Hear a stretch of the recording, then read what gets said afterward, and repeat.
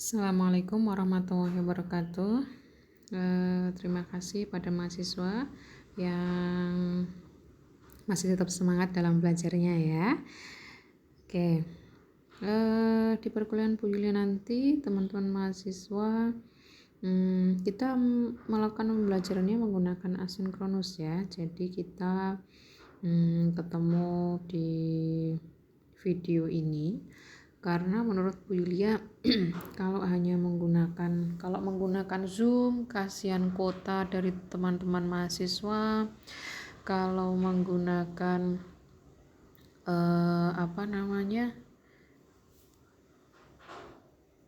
WA saja diketik, Bu Yulia masih kurang puas gitu ya, karena di fisika dasar itu kita harus melakukan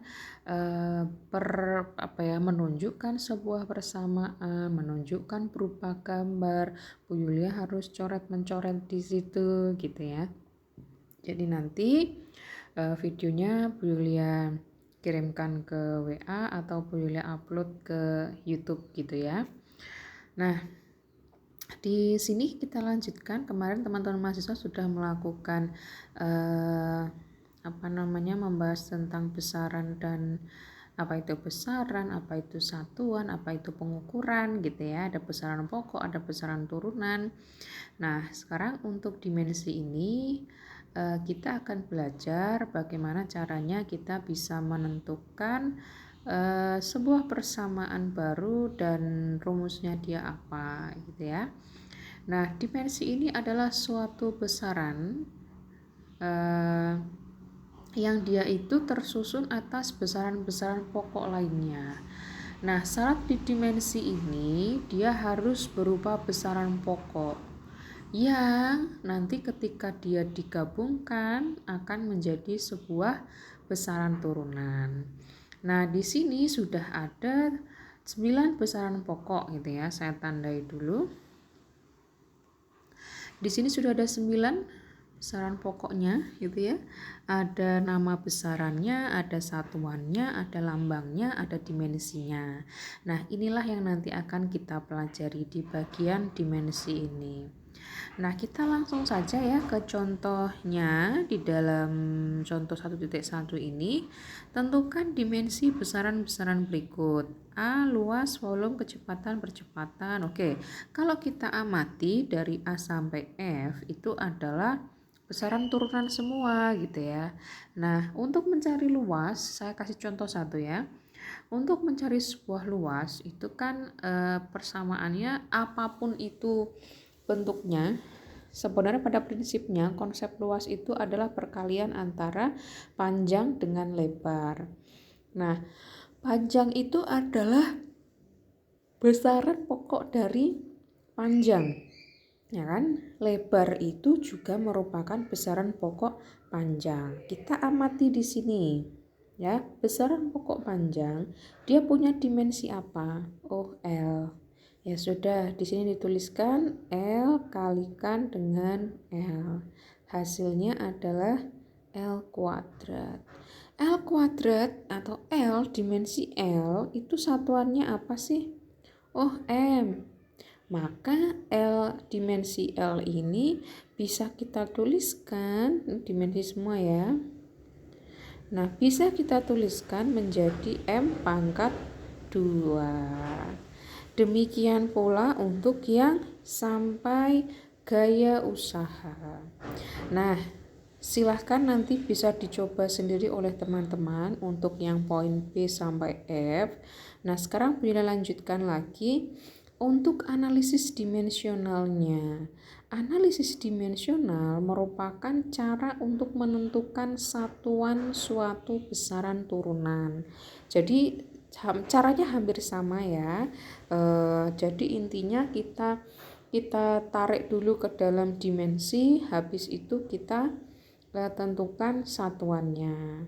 Nah, contoh di sini ada jika G merupakan suatu konstanta. Oke, konstanta dia berarti tidak tahu dia itu sebuah apa gitu ya. Nah, Dari persamaan gaya tarik-menarik di antara dua benda yang bermassa M1 dan M2 serta terpisah jarak sejauh R. Nah, rumusnya itu seperti itu gitu ya. F sama dengan G M1 M2 per R kuadrat. Yang ditanyakan, tentukan dimensi dan satuan dari G. Nah, kita tadi sudah tahu dari sini ya. Kita sudah tahu dari sini bahwasanya rumusnya F itu adalah ini enggak ini loh ya, enggak harus FG M1 M2, semua persamaan tuh bisa dibeginikan kalau di dalam fisika gitu ya. Per R kuadrat. Nah, dari sini kita keluarkan dulu ya, kita keluarkan dulu, G-nya tetap di sebelah kiri atau kanan boleh, maka dia F kalikan R kuadrat ya kan, kali silang ya, F kalikan R kuadrat, R-nya naik ke atas dari sini, kemudian M1 M2 dibagi M1 kali M2. Nah, sekarang tinggal menjabarkan nih, F itu apa ya?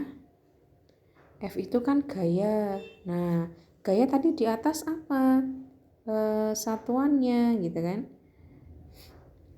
Dituliskan nanti di sini dia dimensinya apa. R itu apa? R itu L kuadrat, dia panjang kuadrat. M itu apa? Massa. Ya. M1 M2 massa kuadrat.